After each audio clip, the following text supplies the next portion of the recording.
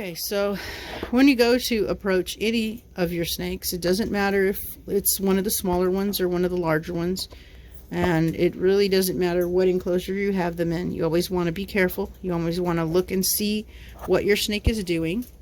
Celestia here is just laying around, not doing a lot. She's waking up now, but she's very calm. You can pet her. I can take her out without any problems. She's not in any kind of S form. She's not moving. She's not looking at me aggressively.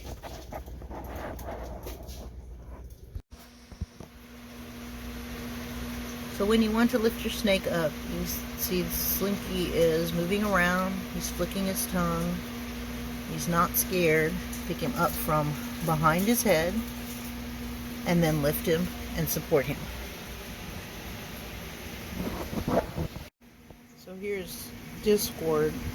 He's a bamboo who, they are very, at least all the bamboos I've ever had are very food oriented. So anytime I open his tote, he thinks he's going to eat. He's ready to eat. So I always have to be careful when you lift him up, because if we push him back in, give him a second, and then we pull him back out, many times he will be right at the front of the tub. You have to be careful when you put your hand in there. See how he stopped? He saw my hand. He's not flicking his tongue. He's concentrating on me. Now he says, oh, I guess it's not food, and he started to move again.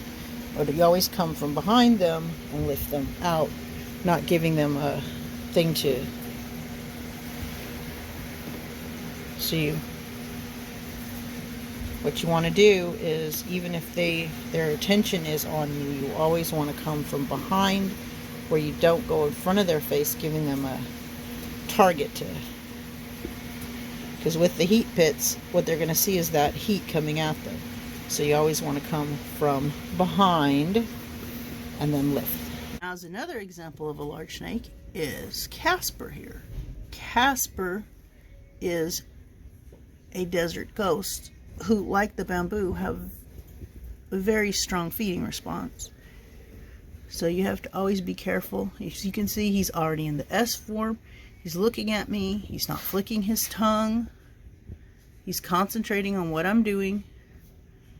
So even when I go to pet him or pick him up, you see how rigid he is. He's looking.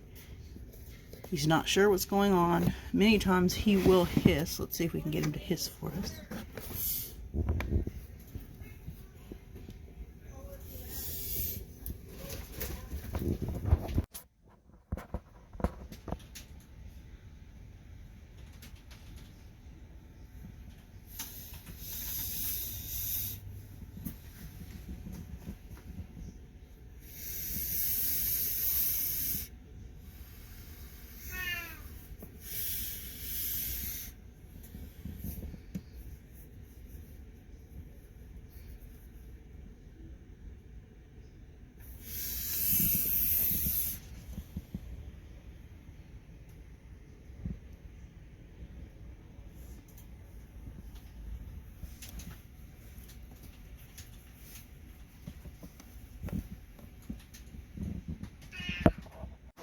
So here's another example of kind of a defensive snake. This super pastel pet desert ghost. She came from a breeder who, she was very young, so she wasn't handled much, but I need to get her out to clean up her dirty tub. But she's looking at me. She is flicking her tongue slightly. She's trying to determine whether I'm going to feed her or not. But she will strike if I was to go directly in front of her face, because she's looking for a heat source. If I was to give her a heat source, then she is going to strike at it before even realizing whether it's a rat or not. So the same principle applies. You always want to go from behind, quickly grab in, pick them up, and remove them.